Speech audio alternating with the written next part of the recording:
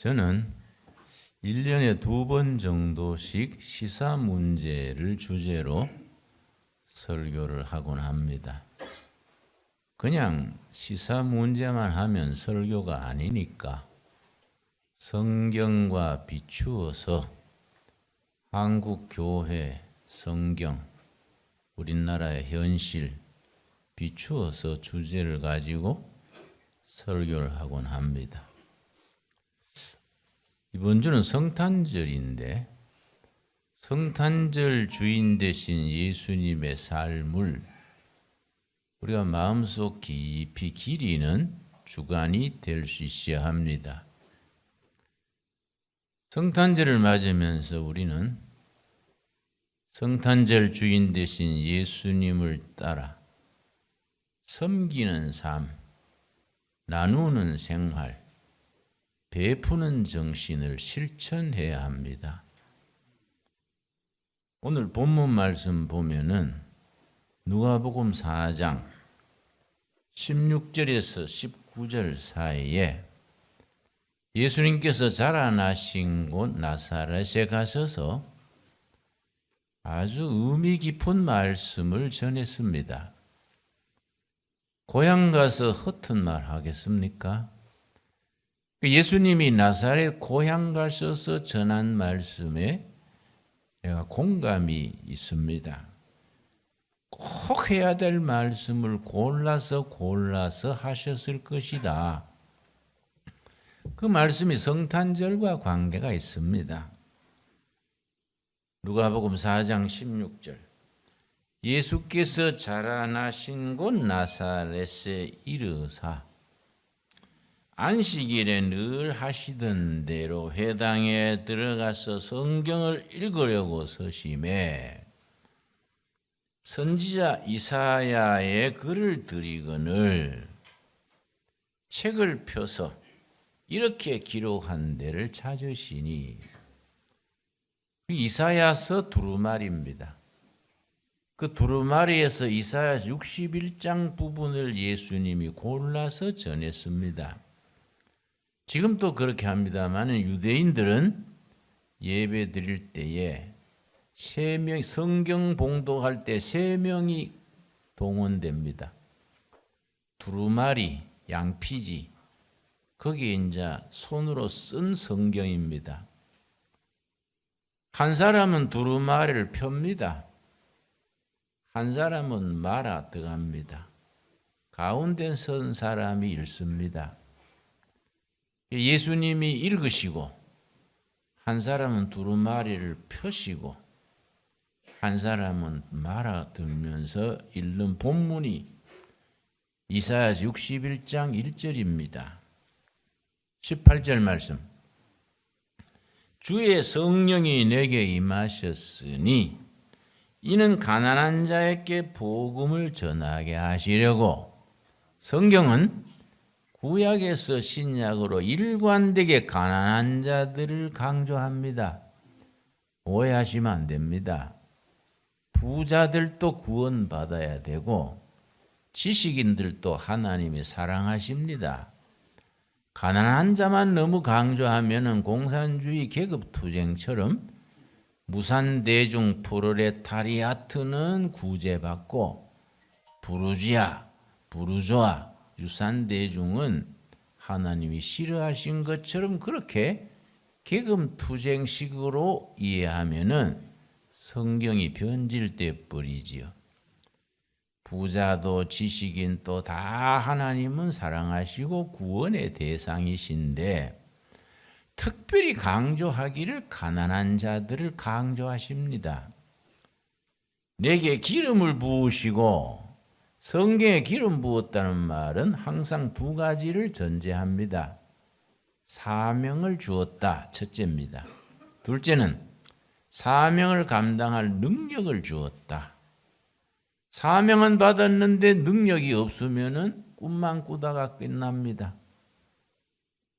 그런데 사명과 능력을 함께 주시고 나를 보내사 포로된 자에게 자유를 부으시고 나를 보내사 포로된 자에게 자유를 눈먼 자에게 다시 보게 함을 전파하며 눌린 자를 자유롭게 하고 뭔가에 사로잡힌 자, 포로된 자에게 해방을 전하고 눌린 자에게 자유를 주시는 이 복음을 읽으시고 19절 주의 은혜해를 전파하게 하려 하심이라 하였더라. 은혜해는 이스라엘 역사에서 구약시대에 50년마다 일어나는 희년을 말합니다. 희년 메시지를 선포하러 오셨다. 그러신 뒤에 20절 책을 덮어 그 맡은 자에게 주시고 앉으시니 회당에 앉은 자들이 다 주목하여 보더라. 이 말씀을 읽으신 뒤에 예수님이 마지막 말이 중요합니다. 21절이지요. 이에 예수께서 그들에게 말씀하시되 이 글이 오늘 너희 귀에 응하였느니라 하시니라. 내가 온 것이 이 땅에 오신 하나님 그리스도께서 오신 이유가 이사야 61장 1절에 이 말씀을 이루려고 왔다. 이사야 61장에서 이사야 선지가 선포했던 거의 700여 년 전에 선포했던 이 말씀이 응답으로 온 자가 나다. 이 말이 오늘 너희 귀에 응하였느니라.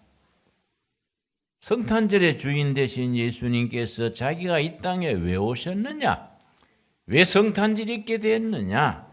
그걸 고향 나사렛에 가서서 이사야 61장 말씀을 통해서 자기 자신의 정체성, 아이덴티티, 내가 왜 왔다, 뭘 하는 사람이다, 이걸 밝히셨습니다. 한국 교회는 눌린 자를 풀어주고 억눌린 자를 자유케 하고 억울한 자의 한을 풀어주고 눈물을 닦아줄 수 있는 성탄절의 주인 되신 예수님의 뜻을 전할 수 있는 교회가 되느냐? 우리가 모여서 교회 안에서 우리끼리 할렐루야 아멘 감사합니다, 이거는 예수 믿는 척 하는 거이지 실제 성탄절의 주인 되신 예수님의 뜻을 우리 삶으로 실천하는 게 아닙니다. 우리 다 반성해야 됩니다. 그리고 회개해야 됩니다. 여러분 11월 달에 북한의 아주 고위층 노동당 간부로서 30년 일했는 고위층 인사가 미국으로 망명을 했습니다. 미국으로 나간 뒤에 트럼프 대통령에게 편지를 썼습니다. 그 편지가 A4 용지로 6장 빡빡하게 쓴 편지인데 11월 18일장과 뉴욕 타임즈지에 전문이 실렸습니다. 그 사람의 편지가. 내가 그 편지를 읽었는데요. 그 읽고 내가 기도했습니다. 그러고 금식했어요. 하나님이 이 나라를 보실 때 어떻게 보실까? 북한 동포들을 좀 어떻게 보실까?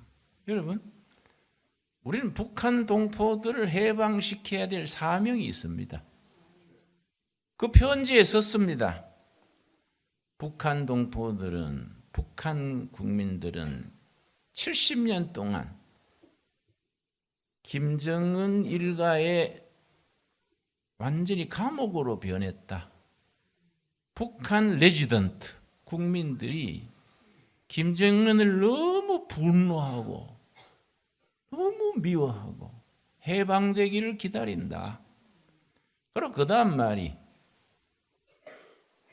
문재인과 김정은이 보스 둘 다 보스 치트 속인다. 프레지던트 트럼프 김정은과 문재인이 둘이 다 2018년 19년 트럼프 대통령을 속였다. 거짓 평화로. 한 번도 비핵화를 말한 적이 없다는 거예요. 그 사람들이 말한 것은 코리안 페닌슐라, 남북한 비핵화를 얘기했지 한 번도 노스 코리아 비핵화를 한 적은 한 번도 없다는 거예요. 그 남북한 비핵화에는 뭐이 들어가느냐? 코리안 페닌슐라의 비핵화는 핵을 가지지 않는 미군 철수까지, 핵을 가지지 않는 한반도, 이게 반드시 들어간다. 그런 점에서 거짓 평화를 속였다. 뭐 그런 내용이 쭉 있습니다. 그런데 그 사람이요, 아주 30년간 북한 고위층에서 일했기 때문에 아주 정치에 박더라고요. 쭉 설명을 한 뒤에 마지막 장에 가서 4가지 대안을 제시했습니다. 이렇게 해야 핵 문제는 해결한다. 문제는 김정은 한 사람의 권력을 유지하기 위해서 그 사람들은 너무너무 호화 생활을 한다. 아주 흰색 벤츠를 20대를 가지고 있다. 그러고 그 사람들의 영광을 위해서 국민들이 너무 굶주린다. 굶주리는 핑계를 미국 때문에 그렇다. 우리가 살기 위해서는 핵을 만들어야 된다. 핵을 만드니까 가난한 것을, 굶는 것을 참아라. 수십 년 그렇게 왔는데 이제 국민들이 지쳤다는 거예요. 지금은 뭔가 변화가 와야 된다. 그래서 그 사람의 주장은 이렇게 썼어요. 유엔이 제재를 법적으로 합니다. 경제 제재를 다 하는데 유엔이 제재에서 빠진 게 있습니다. 관광산업은 제재에서 빠져 있습니다. 그래서 중국하고 속닥속닥 해가지고 백두산, 원산, 금강산 지역 관광을 대대적으로 벌리고 있다. 시진핑은 관광객을 보내주고 금강산, 백두산 관광을 가지고 체제를 유지하려 하니 관광을 못하게 제재해야 된다. 두 번째, 그 북한은 전문적으로 해킹, 컴퓨터 해킹 전문가들을 정부에서 기릅니다. 이 사람들이 각 세계 은행의 전산망에 해킹 뚫고 들어가서 그 높은 기술로 달러 돈을 빼돌리는 거예요. 그 해킹해서 돈을 끌어오는 것을 막아야 된다. 또 뭘 말했냐? 세계가 유엔이나 미국이나 한국이 북한이 핵을 없애면 얼마나 잘 살게 할 수 있다는 걸 자꾸 알려줘야 된다. 알려주기 위해서는 어떻게 해야 되느냐? 삐라를 북한 전국에 뿌리고 국민들이 알게 하고 북한에 핸드폰이 650만 대가 있대요. 그걸 전산망을 통해서 인포메이션 오퍼레이션, 정보를 퍼뜨리는 작전을 펴야 된다. 이거는 핵무기보다 비용도 안 들고 훨씬 더 효과가 있는 거이다. 북한 국민이 알게 되면 북한 국민이 김정은 정권을 바꿀 수 있다. 그걸 레짐 체인지라 그럽니다. 북한 국민이 바꿀 수 있도록 밖에서 분위기를 잡아줘야 된다. 네 번째 마지막에 뭘 썼냐면은 국민들에게 알려야 된다. 우리는 김정은과 핵무기만 없애려는 거지 국민의 엘리트, 제네럴, 장군, 레지던트, 국민들은 보호하기를 원한다. 그러니까 그렇게 다 알리면서 핵기지, 김정일의 집무실을 폭격해서 없애야 한다. 그렇게 하되 북한이 반격할 마음이 없도록 엘리트, 제네럴, 레지던트, 북한의 엘리트, 장군들, 주민들이 그걸 저항해서 반응하지 않도록 조치를 해야 된다. 그걸 쭉 썼어요. 여러분, 나는 그걸 정치 얘기로 하는 게 아닙니다. 6.25 전쟁이 날 때 북한이 2830교회가 있었습니다. 2830교회가 하나도 없습니다. 평양에 관제교회, 봉수교회 하나만 있습니다. 근데 나는 목사님들 중에, 신부님들 중에 알만한 사람들이 그 주사파 박수치고 북한을 동조하는 얘기하면 내가 귀를 의심해요. 저 사람이 저 신밥을 먹었나? 왜 저런 소리 할까? 신부 목사가 어떻게 2830교회 싸그리 없애고 성경을 가지고 있는 걸로, 예수 믿는 걸로 강제 수용소에 가서 평생을 늙어 죽고 굶어 죽고 매 맞아 죽게 하는 그 체제를 박수치면은 이거는 사이비 종교에 빠진 것도 아니고, 이거는 뭐 또라이가 된 것도 아니고, 이거는 이해가 안 가는 거예요. 그래서 나는 북한을 지지하는 그런 사람 만나면 내 차비대 줄 테니 북한 가라. 이사비 줄게, 이사비. 내 돈 없지만 이사비 보태줄게. 북한 가서 살아라. 그건 안 하려고 그래요. 응? 우리가 성탄절의 주인 되신 예수님 이름으로 북한 동포들도 우리처럼 자유를 누리고 성탄절에 예배 드릴 수 있는 사회를 만들어 나가야 됩니다. 이건 우리에게 주어진 사명입니다. 이사야서 61장을 예수님이 고향 나사렛에 가서 읽었으면서 뭐라 그러고 했습니까? 주 여호와의 영 성령이 내 임에 서서 기름을 부으시고 가난한 자에게, 포로된 자에게 자유를, 눌린 자유를 자유케 하려고 내가 왔다. 그러고 19절 뭡니까? 주의 은혜의 해를 전파하게 하려 왔다. 주의 은혜의 해. 이사야서 25, 레위기 25장에 은혜의 해, 희년마다, 희년. 50년마다 감옥 살던 사람은 전부 집으로 돌아가고, 종 살던 사람 집으로 돌아가고, 토지가 바뀌었던 사람은 무조건 주인한테로 돌아갑니다. 이걸 은혜의 해, 나팔의 해라 그럽니다. 나팔을 히브리 말로 요벨입니다. The year of 요벨, 요벨의 해. 50년마다 1월 1일에 나팔을 뚜 하고 불면은 감옥 살던 사람, 종살이 하던 사람 전부 집으로 갑니다. 나팔 소리 울려 퍼지면은 빚졌던 거 전부 없어집니다. 그리고 1년 동안 축제로 들어갑니다. 그리고 희년 앞에 대속죄의 제사를 드립니다. 양을 잡아서 모든 백성의 죄를 사하는 대제사장이 속죄 제사를 드립니다. 속죄와 자유와 평등, 한꺼번에 선포되는 것이 희년입니다. 예수님께서 하나님의 은혜의 희년을 내가 선포하러 왔다. 구약에서는 율법으로 정한 희년입니다. 북한이 50년마다, 북한이 아니고 이스라엘이 50년마다 행하는 희년을 지킬 때는 그 나라가 편안했습니다. 바알 종교가 들어서고 거짓 우상을 섬기고 그게 무너지면서 나라가 분열되고 패망했습니다. 그런데 구약시대는 율법으로 하는 희년이랬는데 지금 우리는 어떤 희년이냐? 자발적 희년.